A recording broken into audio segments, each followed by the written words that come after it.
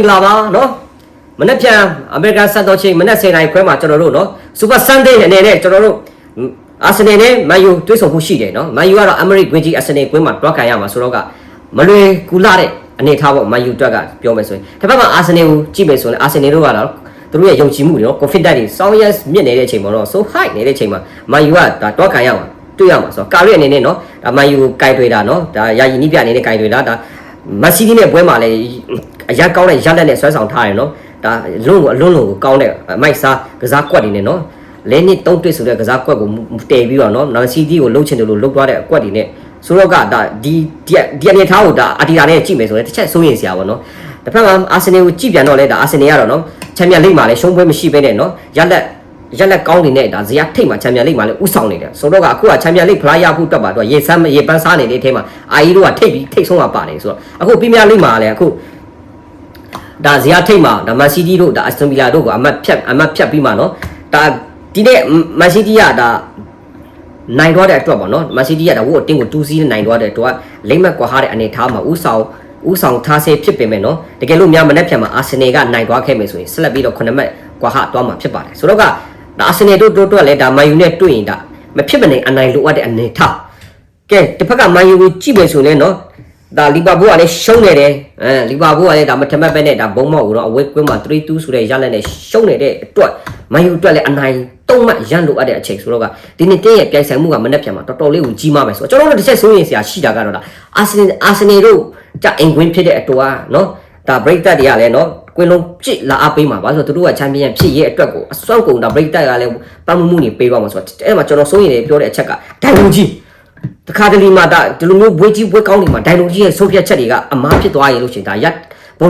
ဘလုံးကြည့်ရတာရတတွေပြောမလားရတတွေပြတ်တာပေါ့နော်သူတို့ကဒီဘွေးဒီလိုဘွေးတွေမှာနော်ဒိုင်လူကြီးတွေအနေနဲ့နော်ပနတီပေးတာတို့ပြစ်တံဖို့ပေးတာတို့တခါတလေမှမထင်မှတ်ပေးတဲ့အဝါကတ်တွေအနီးကတ်တွေတုံးလာနိုင်တဲ့အနေထားတွေကောင်းရှိလာနိုင်တယ်ဆိုတော့ကအဲ့ဒီတစ်ချက်တတိထားရမှာနော်အာဆင်နယ်တို့ဟိုတတိထားရ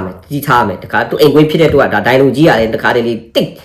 ကြည့်လို့ရတာမဟုတ်ဒီပရီးမီးယားလိဂ်ဒိုင်လူကြီးပေါ့နော်တခါတော့ဆိုသိရမလားမန်ယူအနေနဲ့ဒါ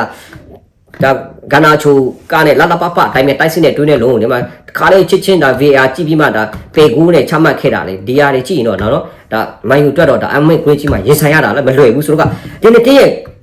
နောက်ဆုံးတွေးဆုံမှုမှာကျွန်တော်တို့ကြည့်တဲ့အခါမှာနော်ဒါနောက်ဆုံးတွေးဆုံမှုဘယ်နဲ့ချိန်လဲပါတစ်ချိန်2ချိန်3ချိန်4ချိန်5ချိန်6 9ချိန်10ချိန်တော့မန်ယူကနောက်ဆုံး9ချိန်မှာမန်ယူကတစ်ချိန်ပဲအနိုင်ရယူထားတာကျွန်တော်တို့တွေ့ရဆိုအဲ့ဒီတစ်ချိန်တောင်မှကျွန်တော်တို့နော် FA မှာနော်ဒါပနဒီနဲ့နော်နိုင်သွားတာဗောအဲ့ဒီပွဲမှာကျွန်တော်တို့မှတ်မိမှာပါမန်ယူကတယောက်အနေထားနဲ့ကိုရှင်ပြီးမှနောက်ဆုံးပနဒီတီကိုဆွဲခေါ်ပြီးမှနော်ပနဒီမှာမန်ယူကနဲ့ဒါတိတ်သွားတာဗောနော်ဒါအာဆင်နယ်ကိုတိတ်ပလိုက်တာဆိုတော့အဲ့ဒီပွဲကတော့ကျွန်တော်ခုထိမှတ်မိသေးတယ်နော်ဆိုတော့ကအဲ့ဒီပွဲပဲနောက်ဆုံးမန်ယူတို့နိုင်ခဲ့တာနော်ဂျန်တဲ့ဟာတွေကမန်ယူတည်ရကြတယ်ဂျန်တဲ့ဟာကတော့ဒါအာဆင်နယ်နိုင်တယ်ဗောနော်ရလက်ကတော့ဒါမန်ယူနဲ့တွေ့တိုင်းအာဆင်နယ်ကတစ်ဖက်နေ့နောက်ပိုင်းဒီမှာရလက်ကောင်းတွေပိုက်ဆိုင်ထားတယ်ဆိုတော့မနေ့ဖြန်မှာအဲ့လိုရလက်ကောင်းတွေပြိုင်ဆိုင်ထားတဲ့ဒါအာဆင်နယ်ကိုရက်တက်နိုင်မလားဒါကာရီအနေနဲ့ကျွန်တော်တို့တစ်ချက်နော်စောက်ကြည့်စရာဖြစ်သွားပြီနော်မန်ယူမှာနောက်မနေ့ဖြန်မှာထွက်လာမဲ့လူစင်းတွေကလည်းကျွန်တော်တို့ခံမှန်းရတလောက်ကတော့တိတ်ချတယ်ဒါမန်စီးတီးနဲ့ပွဲတော့ကလိုမျိုးလူစင်းတွေထုတ်တုံးလာနိုင်တယ်နော်တစ်ဖက်မှာအာဆင်နယ်ကိုကြည့်မယ်ဆိုလဲဒါသူတို့ရဲ့ position တွေဖြစ်တဲ့ဒါသူတို့ရဲ့ကစားကွက်မနော်သူတို့ရဲ့ကစားကွက်4-3-3ကိုလည်းတော့ဥတီလာနိုင်တယ်နော်ဆိုတော့သူတို့မှာအခုဒါကွင်းလေတွေကလည်းဒါမာရီနိုတို့ကလည်းအရက်ကိုကောင်းနေတယ်နော်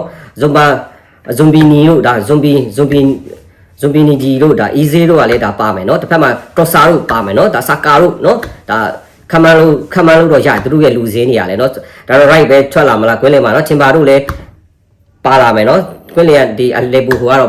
နောက်တန်းအလေဘူကတော့ပြောစရာကိုမလိုဘူးနော်ဆာလီဘာတို့ပြန်ပါလာမယ်ဆိုတော့ဆာလီဘာတို့တို့နဲ့ဒါဂါဘရီယူတို့ပြန်ပါလာမယ်ဆိုတော့ကမန်ယူတို့ကနော်တော်တော်ခက်ခဲရမယ်ဒါ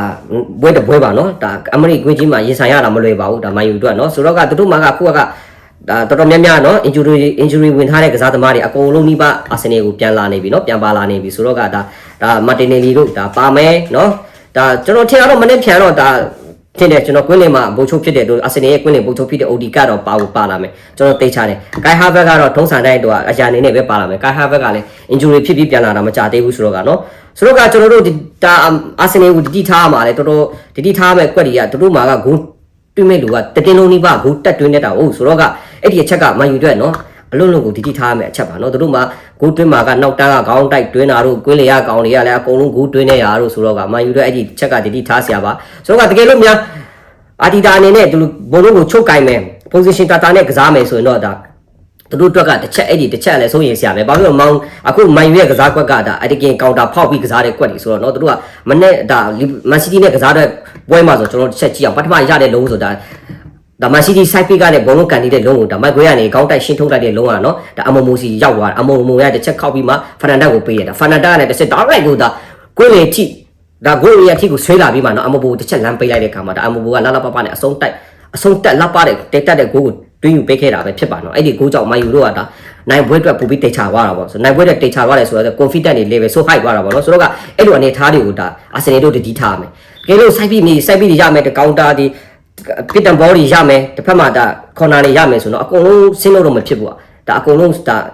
တက်ပြီးမှနော်ခေါင်းတိုက်တွင်းတာတို့ side beat ရတဲ့ခေါင်းတိုက်တွင်းတာတို့ဆိုအဲ့လိုတွင်းတာတို့ဆိုရင်တော့တို့အတွက်အန်ဒီများနိုင်တယ်ဘာဖြစ်လို့ဆိုတော့မန်ယူမှာဒါခေါင်းတိုက်ရှင်းမဲ့ဒါမိုက်ဂွေးယာတို့ပြန်ပါလာပြီဆိုတော့မိုက်ဂွေးယာနေပြီးခေါင်းတိုက်ရှင်းတဲ့လုံးတွေကိုတစ်ဖက်မှာဒါဖာနန်တက်တို့ရသွားမယ်တစ်ဖက်မှာအမတ်ဒီယာတို့လာရသွားမယ်ဆိုတော့တခါလေးပြေးတော့မှဒီကောင်လေးကအခုကမန်ယူကအဲ့လိုပေါ့နော်ဒါလေးနှစ်တုံးတစ် position နဲ့ကစားတဲ့အတွက်မန်ယူရဲ့ဒီ ATK ကောင်တာဖောက်တဲ့လုံးတွေကဒါတစ်ဖက်တင်းတွေအတွက်တော့အိမ်မက်ဆိုးပေါ့နော်ဆိုတော့ကအာတီတာနဲ့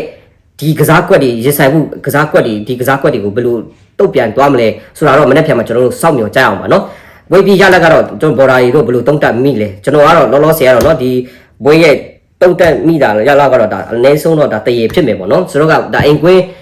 တာတဲ့အတွက်ဒါအာဆင်နယ်အင်ကွင်းတာတယ်ပြီးရင်ဒိုင်းတာအောင်မယ်ဒါ break တက်လဲဒါတာအောင်မယ်ဆိုတော့ကဒါကျွန်တော်ကတော့မန်ယူအတွက်ကတော့เนาะလောလောဆယ်နှစ်တင်းစလုံးကတော့တရေကြမယ်ကိုရလက်ကတော့တစ်ဖက်2ဂိုးစီတော့မဟုတ်တစ်ဖက်2ဂိုးစီကြမယ်လို့ကျွန်တော်တို့ခန့်မှန်းပါတယ်เนาะအကောင်လုံးပဲမနေ့ပြန်မှာကျွန်တော်ဆက်လက်ပြန်တွေ့ကြမယ် see you